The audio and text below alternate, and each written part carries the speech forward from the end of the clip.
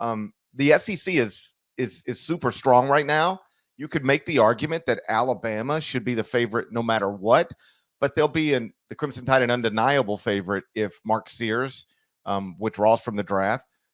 Based on everything you've watched, heard in recent weeks, what do you guess the status of Mark Sears, and how likely is it you think he remains in the draft and or goes back to Alabama for one more season?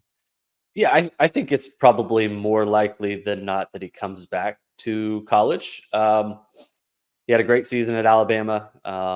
He's produced at a level that I think should warrant some consideration in the NBA draft, but saw him a little bit at the NBA draft combine, and I think he fared mostly well.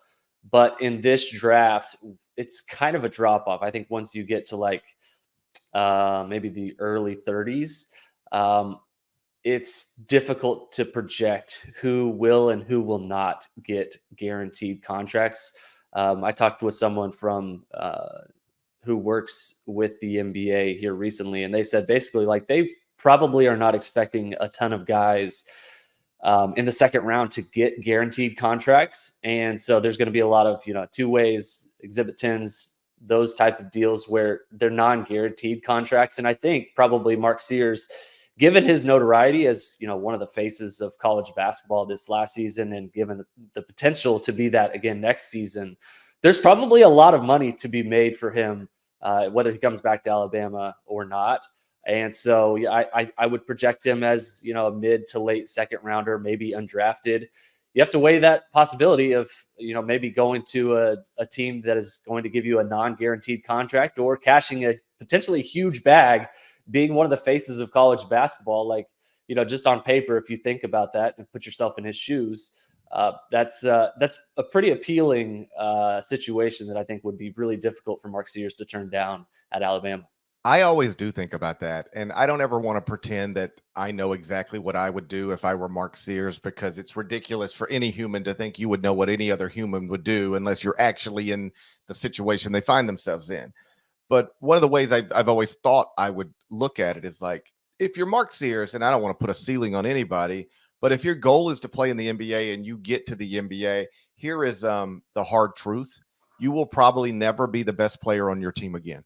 All right. In the rest of your life. That's true for everybody who goes to the NBA. You will probably never be the best player on your team again. All right. Now that's if you're in the NBA. So if you're in the NBA, you're going to spend at least the next year sitting on the bench. You'll be making a nice paycheck, but you're probably going to be on the bench. That's if you're in the NBA. You could also end up in the G League, and that is a bunch of commercial flights, playing in front of nobody, night after night after night. It's not a glamorous life. It's it doesn't seem fun. Now compare that to what you could be if you come back to Alabama. Okay. Maybe preseason national player of the year. I don't know if they still do all the magazines, but if they do, and they print them, he's going to be all over them. Preseason SEC player of the year. I don't usually play hypotheticals with the top 25 and 1, but right now I have Mark Sears projected gone from Alabama, and Alabama 9th in the top 25 and 1. The moment he announces, if he announces he's coming back, I will probably move Alabama all the way up to number 2, behind Kansas.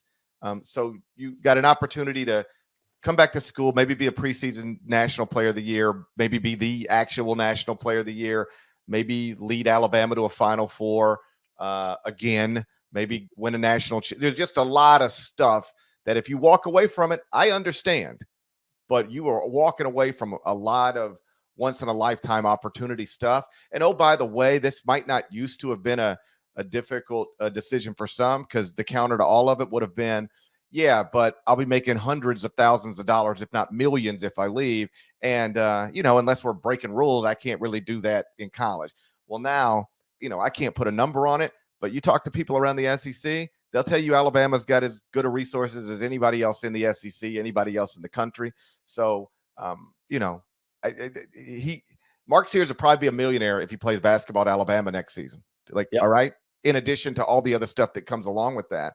So again, he's a smart young man. He's surrounded by good people. They can make the best decision for them, and I'll root for him like crazy.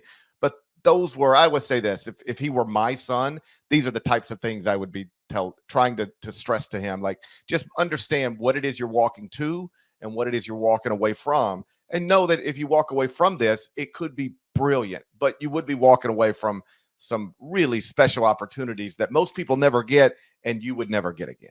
Yeah, exactly. I mean, and we can't put ourselves exactly in Mark Sears' shoes. We don't know if he wants to pursue more school, if he That's hates right. school. That's the other thing. Yeah, it might just be like, dude, I can never log into a class again. I'm done with this. I understand all of it. I don't judge Yeah, anybody's decision. I just say these are the types of things I would be thinking about.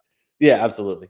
I can imagine like Mark Sears just put up like 30 and 10 in an SEC game, and he's like logging in, like, oh, great response. Loved your conversation on da da da. It's like that's got to be so monotonous as a star of college basketball to still be going and doing group chats on school, like online school. That's just crazy to think about. So yeah, we'll see what happens with Mark Sears, obviously, but whether stays or goes, I think he's going to cash in a big way, and coming back to school would make a lot of sense for him.